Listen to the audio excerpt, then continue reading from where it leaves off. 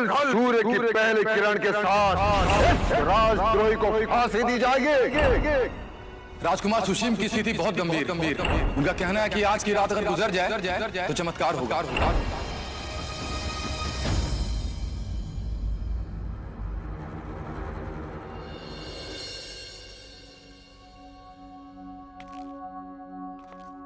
आचार्य, मुझसे ऐसी क्या भूल हो गई?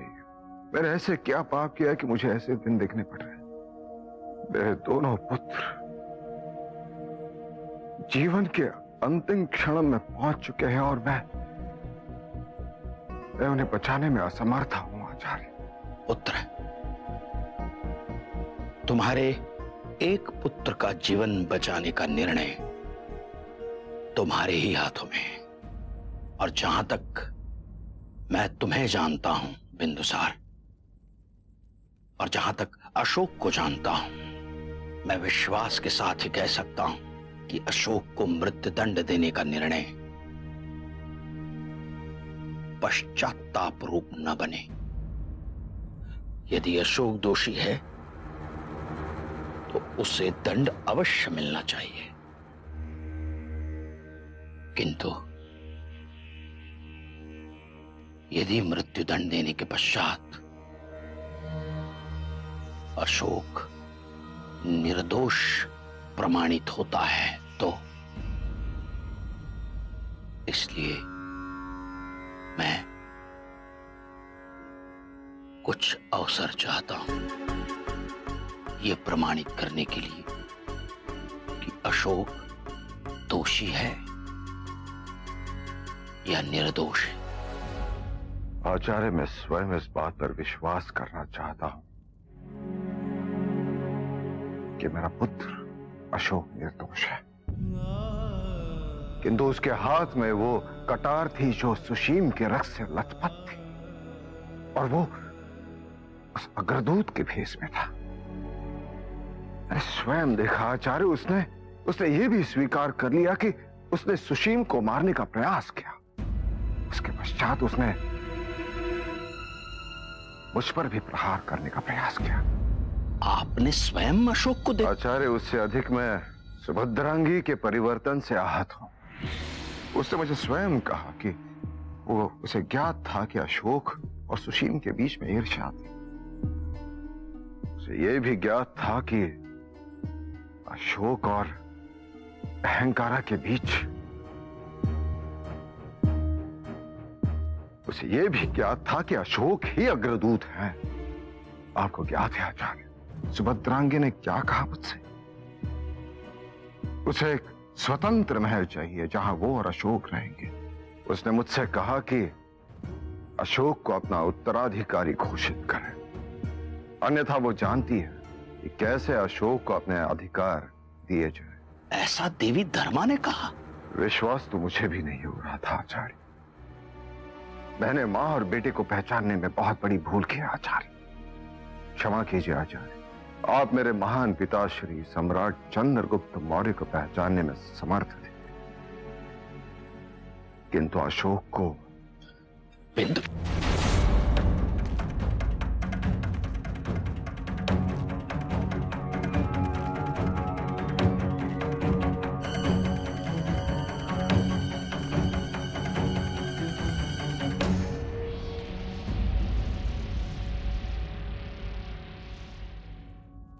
आपने आने में बहुत विलंब कर दिया आचार्य। जिस समय आपकी मुझे सबसे अधिक आवश्यकता थी, आप मेरे समीप नहीं थे। अभी भी विलंब नहीं हुआ है अशोक। यदि तुम सत्य बताते हो तो मैं तुम्हें न्याय दिला सकता हूं। मैंने भूल किया है आचार्य। भूल तो तुमने की है और इसमें कोई संदेह नहीं।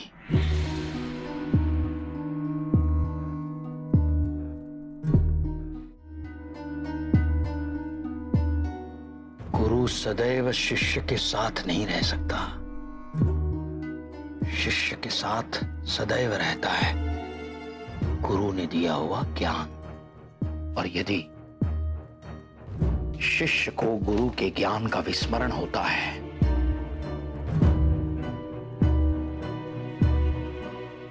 गुरु क्या कर सकता है?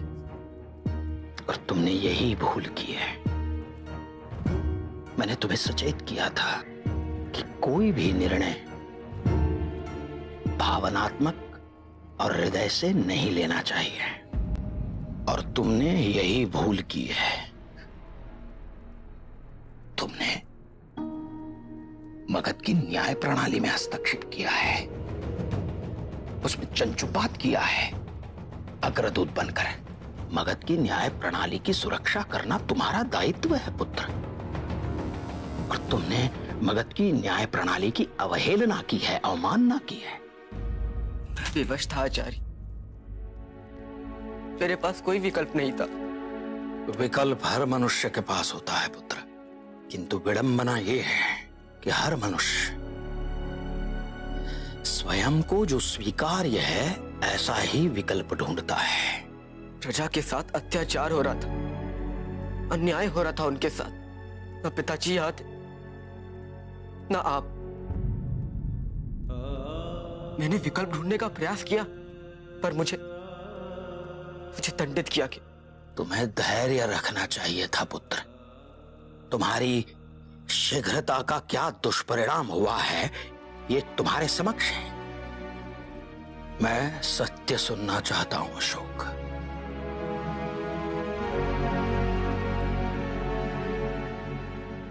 मेरे पास कहने के लिए कुछ भी नहीं है आचार्य।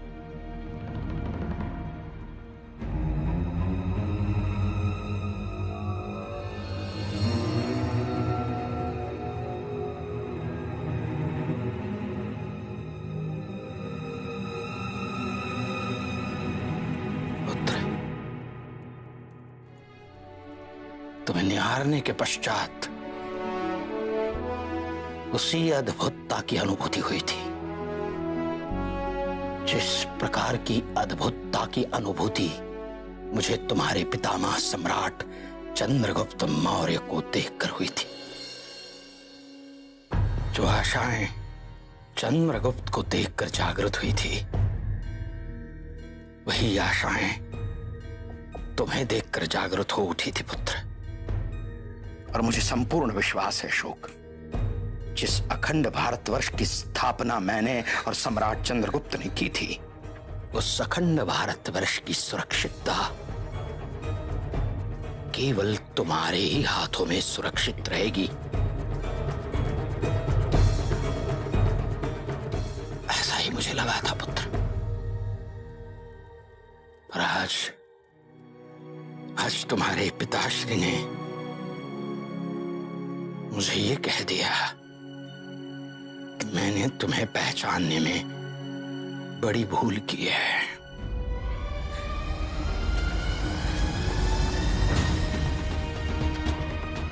मुझे क्षमा कर दीजिए आचार्य, मैंने पिताजी को दुख पहुंचाया,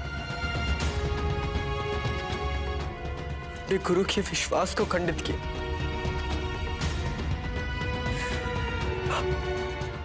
अब मेरे लिए मृत्युदंड उपयुक्त है। पढ़ो। और ये पढ़ने के पश्चात इसमें लिखा गया कोई भी शब्द या कोई भी अक्षर तुम्हें असत्य लगे तो मैं ये समझ लूंगा कि मेरा शिष्य विफल नहीं हुआ है, गुरु विफल हुआ है।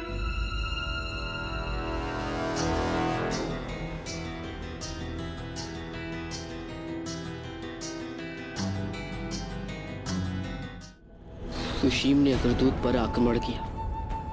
अहंकारा ने अग्रदूत को बचाने के लिए सुशीम को छुरा भौंका। अशोक ने अहंकारा की रक्षा करने के लिए आरोप अपने ऊपर ले लिए।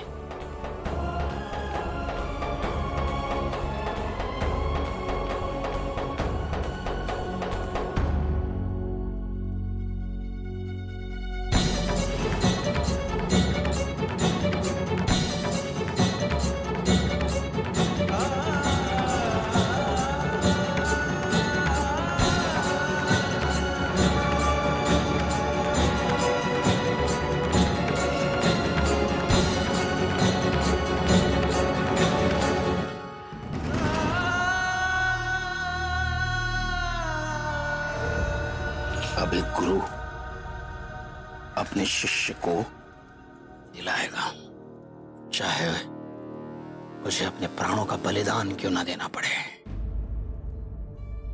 किंतु एक निर्दोष को मृत्यु दंड देने नहीं दूंगा। आचार्य, एक वचन दीजिए कि आप ये सत्य किसी को नहीं बताएंगे, पिताजी को भी नहीं, अन्यथा सब व्यर्थ हो जाएगा। पुत्र, केवल 2 व्यक्तियों के प्राणों की रक्षा करने के लिए तुमने सत्य को छुपा कर रखा है ना? किंतु पुत्र, बिना सत्य के न्याय प्रणाली पूर्ण नहीं हो सकती। मेरे लिए मगध के भविष्य को सुरक्षित करना संपूर्ण महत्व का है, और मगध को सुरक्षित रखने के लिए तुम्हारी रक्षा करना, तुम्हें न्याय देना मेरे लिए सर्वोपरि है पुत्र।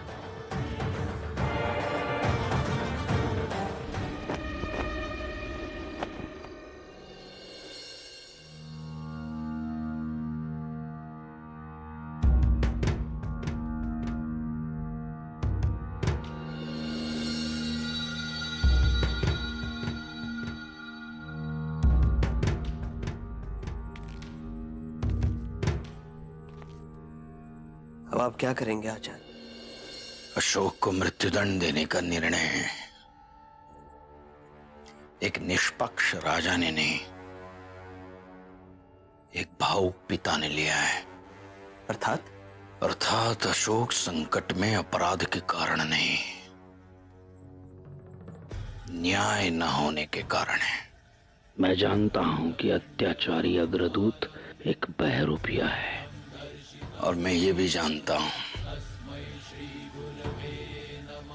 देवी धर्मा कभी हिंसा का समर्थन नहीं कर सकती, और ना ही वो लोभी अथवा स्वार्थी हो सकती है। किंतु इन लोगों ने देवी धर्मा और अशोक का चित्रण सम्राट के समक्ष ऐसा प्रकट कर दिया है, भयंकर है। और सुशीम मृत्युशैया पर है। अशोक को निर्दोष प्रमाणित करना मुझे असंभव प्रतीत हो रहा है। कल सूर्योदय के साथ साथ अशोक को मृत्युदंड दिया जाएगा, और मेरे पास इतना भी समय नहीं है कि अशोक की निर्दोषिता प्रमाणित करने के लिए मैं प्रमाण एकत्रित कर सकूं।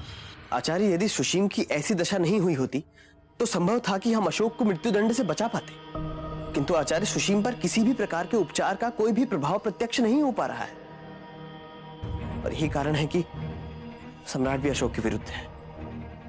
आचार्य, कल्पना कीजिए, यदि सुशीम के जीवित होने की संभावना प्रत्यक्ष होती तो क्या सम्राट तब भी इतना बड़ा निर्णय लेते? अब तो कोई चमत्कार ही अशोक को बचा सकता है आचार्य। तुम ठीक कह रहे हो राधागुप्त। अब तो कोई चमत्कार ही अशोक को बचा सकता है, और मैं जानता हूं वो चमत्कार कौन कर सकता है।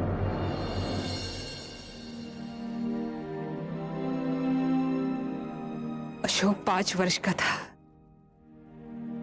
तब मैंने उसके लिए ये बनवाया था। उसके बाद मैंने उसे कितनी बार कहा ये किसी और को दे दो, अब कुछ छोटा हो रहा है, पर उसने मुझसे कहा कि नहीं मां, ये तो आजीवन में अपने पास रखूंगा।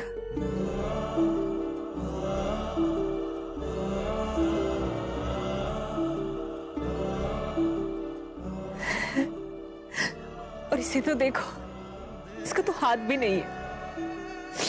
अशोक ने कहा ये भी मैं अपने पास रखूंगा मां, क्योंकि ये आपने मेरे लिए बनवाया है।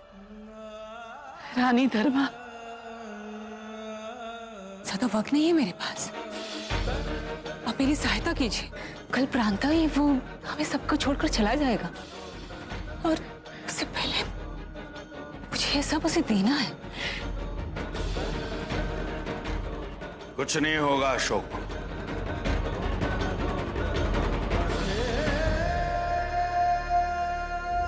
कुछ नहीं होगा। आचार्य,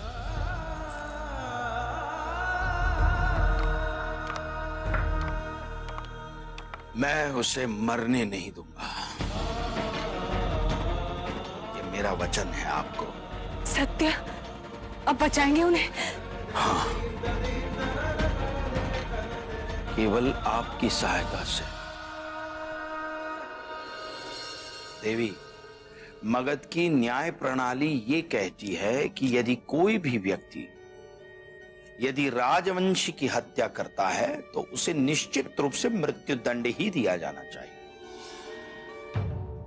किंतु यदि राजवंशी की मृत्यु नहीं होती तो उस व्यक्ति को, जिस व्यक्ति ने उस राजवंशी की हत्या करने का प्रयास किया है, उस व्यक्ति को केवल हत्या के प्रयास के लिए ही दंड दिया जाना चाहिए।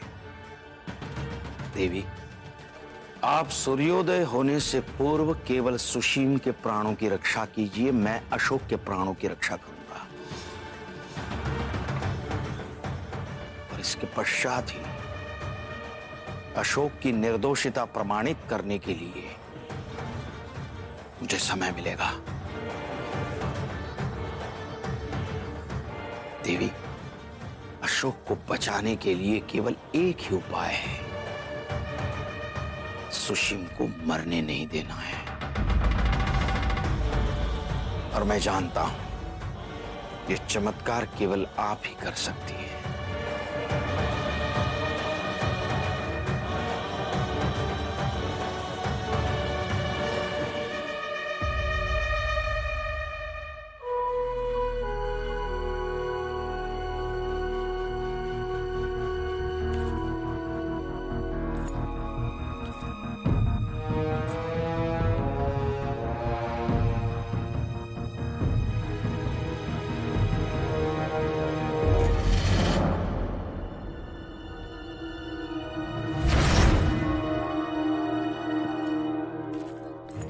मैंने कहा था ना तुमसे, तुम्हारी परछाई तक मेरे पुत्र पर नहीं पड़नी चाहिए।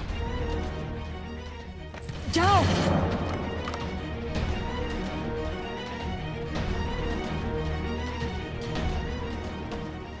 महारानी चारुमित्रा, हो सकता है कि सुशीम के प्राणों की रक्षा के लिए ये एकमात्र संभावना हो। ओह, तो आप लेकर आए हैं इसे।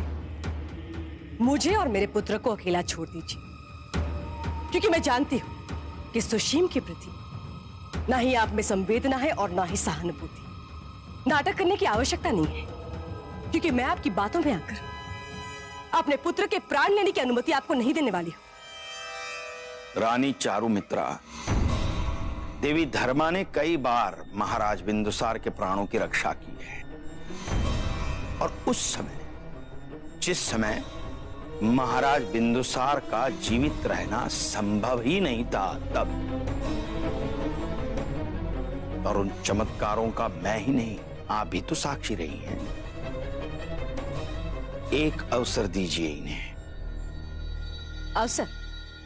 कैसा अवसर? जो कार्य इसके पुत्र ने अधूरा छोड़ा उसको पूरा करने का अवसर?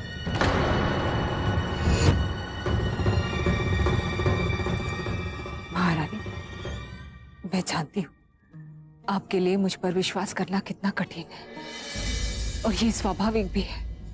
किंतु सोचिए, मैं अपने पुत्र की रक्षा हेतु उसे मृत्यु के मुख से बचाने हेतु कुछ नहीं कर सकती। मैं सुशीम के प्राणों की रक्षा तो कर सकती हूं ना। सुशीम की मृत्यु से मुझे कोई लाभ नहीं होगा, किंतु सोचिए, उसका उपचार कर यदि मैं उसको ठीक कर पाती हूँ तो कम से कम इस ग्लानि से तो मुक्त हो जाऊंगी कि मेरी पुत्र की वजह से सुशीम के प्राण गए थे। कल या तो हम अपने दोनों पुत्र खो सकते हैं या एक पुत्र बच सकता है। निर्णय आपका है।